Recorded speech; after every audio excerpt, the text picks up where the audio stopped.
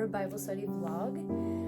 Today I'm going to be reading the 5th and 6th chapter of Proverbs.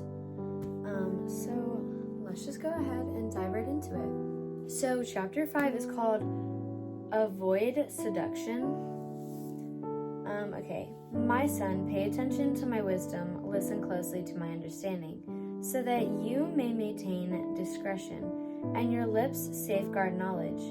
Though the lips of the forbidden woman drip honey, and her words are smoother than oil, in the end she's as bitter as wormwood, and as sharp as a double-edged sword. Her feet go down to death, her steps head straight for Sheol. She doesn't consider the path of life. She doesn't know that her ways are unstable. So now, sons, listen to me, and don't turn away from the words from my mouth. Keep your way far from her. Don't go near the door of her house. Otherwise, you will give up your vitality to others, and your years to someone cruel. Strangers will drain your resources, and your hard-earned pay will end up in a foreigner's house. At the end of your life, you will lament when your physical body has been consumed, and you will say, "How I hated discipline, and how my heart despised correction. I didn't obey my teachers or listen closely to my instructors. I am on the verge of complete ruin before the entire community." The next part is called Enjoy Marriage. Drink water from your own cistern, water flowing from your own well. Should your springs flow in the streets, stream in public squares? They should be for you alone and not for you to share with strangers. Let your fountain be blessed, and take pleasure in your wife of your youth. A loving deer, a graceful doe. Let her breasts always satisfy you. Be lost in her love forever. Why, my son, would you lose yourself with a forbidden woman, or embrace a wayward woman? For a man's ways are before the Lord's eyes, and he considers all his paths. A wicked man's iniquities will trap him. He will become tangled in the ropes of his own sin. He will die because there is no discipline, and be lost because of his great stupidity. Okay, chapter 6 is called Financial Entanglements. My son, if you have put up security for your neighbor, or entered into an argument with a stranger, you have been snared by the words of your mouth, trapped by the words from your mouth. Do this then, my son, and free yourself, for you have put yourself in your neighbor's power. Go, humble yourself, and plead with your neighbor. Don't give sleep to your eyes or slumber to your eyelids. Escape the gazelle from a hunter, like a bird from a hunter's trap. The next part is called Laziness.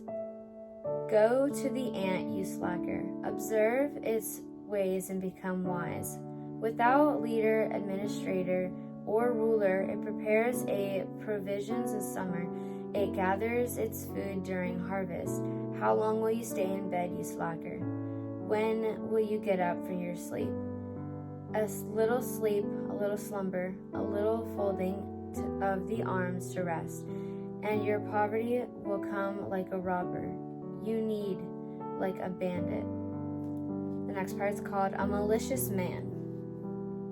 A worthless person, a wicked man, goes around speaking dishonestly, winking his eyes, signaling with his feet, and gesturing with his fingers. He always plots evil with perversity in his heart. He's stirring up trouble. Therefore, calamity will strike him suddenly. He will be shattered instantly beyond recovery. What the Lord hates. The Lord hates 6 things. In fact, 7 are detestable to him: arrogant eyes, a lying tongue, hands that shed innocent blood, a heart that plots wicked schemes, feet eager to run to evil, a lying witness who gives false testimony, and one who stirs up trouble among brothers. Warning against adultery. My son, keep your father's command and don't reject your mother's teaching. Always bind them to your heart, tie them around your neck. When you walk here and there, they will guide you. When you lie down, they will watch over you. When you wake up, they will talk to you. For a command is a lamp, teaching is a light, and corrective discipline is the way to life. They will protect you from an evil woman, from a flattering tongue of a wayward woman. Don't lust in your heart for her beauty, or let your captive you with her eyelashes. For a prostitute's fee is only a loaf of bread, but the wife of another man goes after a precious life. Can a man embrace fire and his clothes not be burned? Can a man walk on burning coals without scorning his feet? So it is with the one who sleeps with another man's wife. No one who touches her will go unpunished. People don't despise the thief if he steals to satisfy when he is hungry. Still, if caught, he must pay 7 times as much. He must give up all the wealth in his house. The one who commits adultery lacks sense. Whenever she does so destroy himself.